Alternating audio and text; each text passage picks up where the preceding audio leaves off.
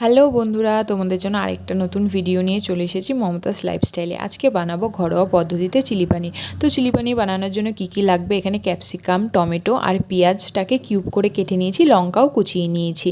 চলো এবার দেখে নিই আমরা কিভাবে চিলি পানিরটাকে বানাবো। কড়াইতে হালকা একটু তেল দিয়ে পানিরটাকে দিয়ে হালকা একটু শ্যালো ফ্রাই করে নামিয়ে নেব।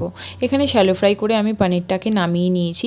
তারপরে এখানে আমি একটা সস তৈরি করব। সসের জন্য একটা বোলের মধ্যে এখানে আমি টমেটো সস আর সয়া সস নিয়েছি। তোমরা চাইলে চিলি সসও নিতে পারো। আমার কাছে চিলি সসটা ছিল না, তাই আমি এই দুটো সস দিয়েই করছি। তারপরে ওই কড়াইতে আরেকটু তেল দিয়ে ক্যাপসিকামটাকে হালকা একটু শ্যালো ফ্রাই করে নেব। ক্যাপসিকামটা একটু শ্যালো ফ্রাই হয়ে গেলে টমেটোটাকে দিয়ে দেবো। টমেটোটাকে দিয়ে হালকা একটুখানি নাড়াচাড়া করে তারপরে এখানে কিউব করে রাখা পেঁয়াজটাকে দিয়ে দেবো।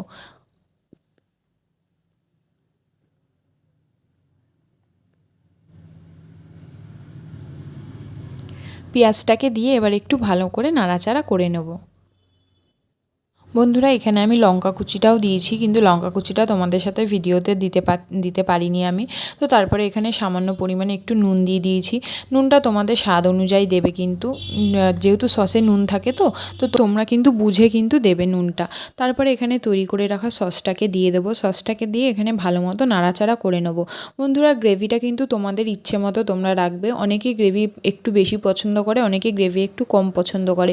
তো তোমরা তোমাদের অনুযায়ী মতো গ্রেভিটাকে কিন্তু রাখবে। যেহেতু আমাদের বাড়িতে একটু গ্রেভিটা পছন্দ করে তোমাদের দাদাভাই, ওই জন্য। তারপরে একটু সামান্য পরিমাণে চিনি দিয়ে একটু জল দিয়ে ভালো মতো ফুটিয়ে নিয়েছি। তারপরে এর মধ্যে ভেজে রাখা পনিরটাকে দিয়ে ভালো মতো নাড়াচাড়া করে নেব।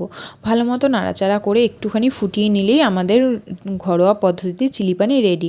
তো বন্ধুরা, তোমাদের ভিডিওটা কেমন লাগলো অবশ্যই কিন্তু জানিও। আমার কিন্তু দেখেই লোভ লাগছে চিলি পানিরটা। আর চিলি পানির তোমাদের কার কার খেতে পছন্দ আমাকে কিন্তু অবশ্যই কমেন্টে জানাবে।